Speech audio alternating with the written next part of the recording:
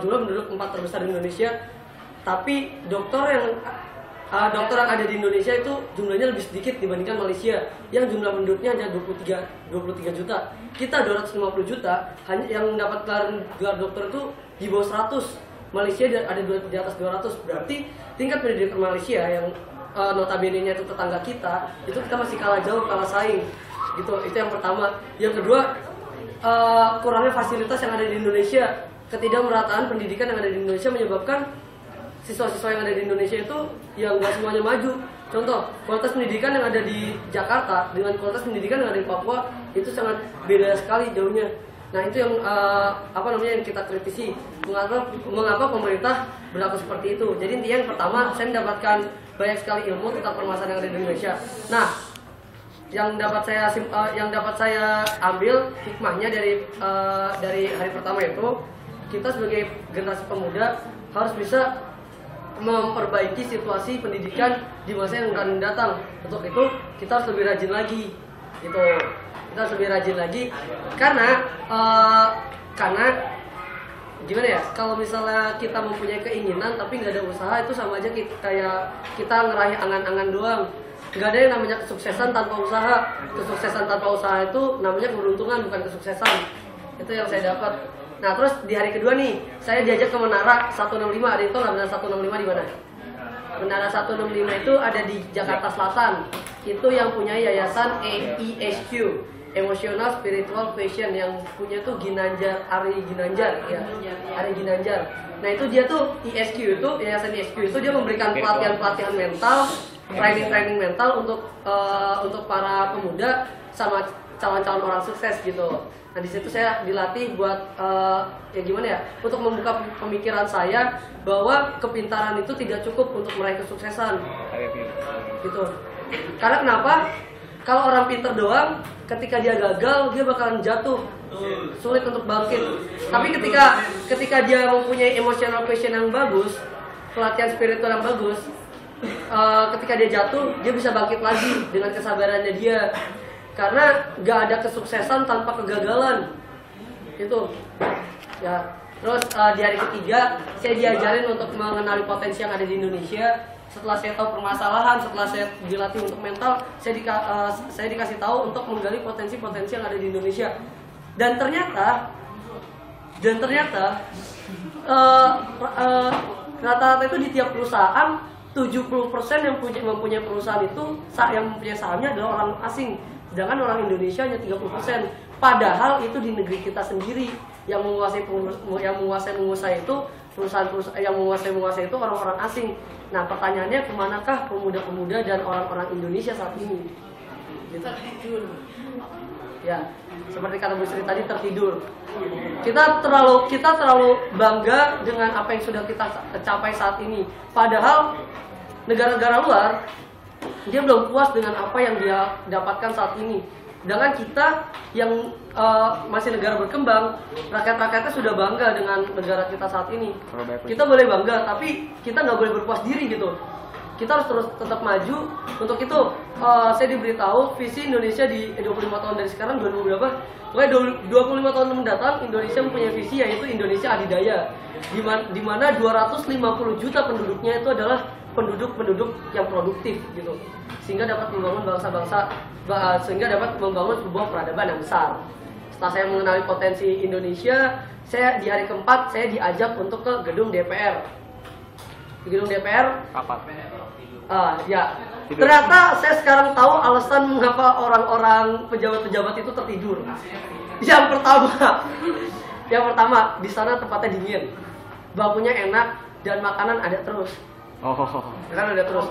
Jadi gimana ya, sebelum mereka rapat, mereka makan enak di tempat situ. Ya di sini yang pernah promosi siapa?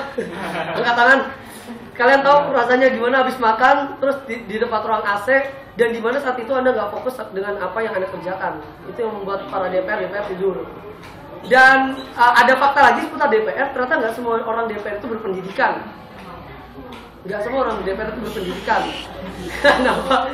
Karena DPR itu dipilih berdasarkan hasil-hasil dari rakyat aja. Mungkin orang itu kan rata-rata orang Indonesia kan berpikir, oh ini nih kita taunya dia yang dia yang sering kita dengar nih. Padahal padahal dia tuh belum mempunyai kontribusi yang besar.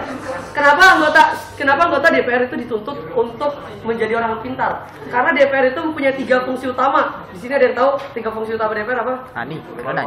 Yang pertama legislasi, kedua anggaran, ketiga pengawasan. Kalau anggota DPR ada yang bodoh di dalam bidangnya, kan ada 11 bidang komisi. Kalau misalnya anggota DPR itu ada yang bodoh, misalnya yang komisi 10 itu tentang pendidikan, dia mendapatkan fungsi, kan ada 3 fungsi di DPR nih. Legislasi yang tadi untuk membuat undang-undang, kedua untuk menetapkan anggaran, yang ketiga untuk mengawasi jalannya pemerintahan, karena dia kan legislatif tuh, mengawasi jalannya eksekutif. Kalau misalnya ada yang bodoh di antara anggota DPR, ketika mereka mengawasi kementerian itu kan isinya orang-orang yang udah ahli dalam bidangnya.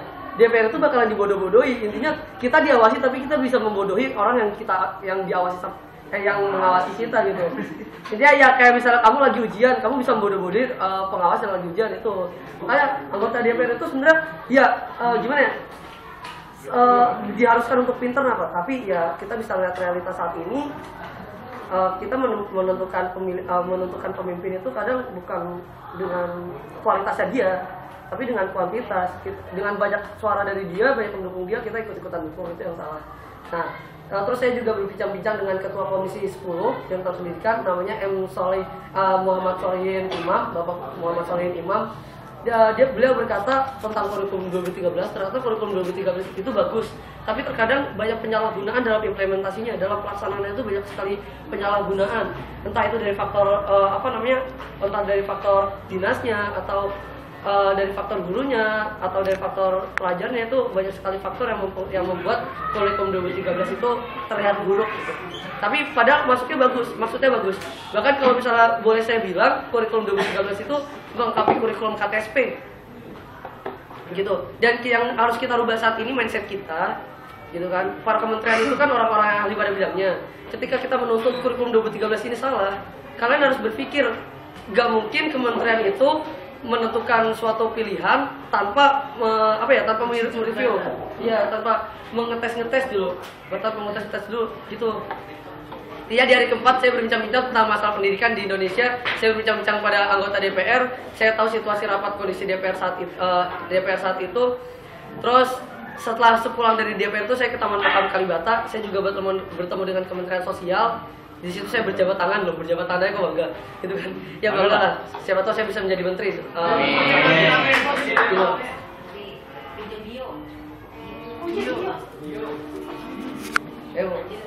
Nah, di Taman Makam Pahlawan itu kita dilatih untuk mempunyai rasa nasionalis.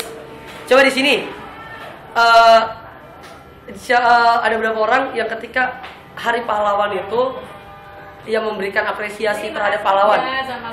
Entah itu berupa ucapan selamat Hari Pahlawan, entah itu berupa usaha kalian untuk mengajak teman-teman kalian untuk mengikuti Hari Pahlawan. Di sini ada beberapa orang yang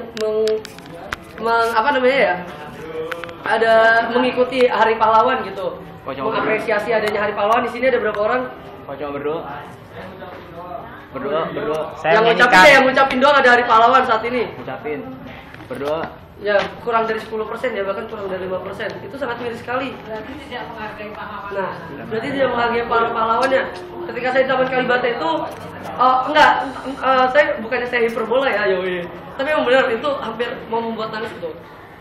Berjuta-juta darah dari pahlawan kita yang tumpah demi kemerdekaan Indonesia. Dan sekarang kita menikmati itu tanpa memberikan kontribusi yang lebih bagi Indonesia. Apa yang udah kalian perbuat untuk Indonesia saat ini? Angkat tangan. Entah itu dari bagian pendidikan, sosial dan masyarakat, terus kepemudaan. Sini ada berapa orang? Belum ada. Gak ada kan?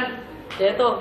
Coba lah kita sekali-kali berpikir, jangan mempertanyakan, ini kata-kata John F. Kennedy ya, jangan pernah menanyakan apa yang telah negara berikan kepadamu, tapi tanyakan apa yang sudah kamu berikan kepada negaramu gitu.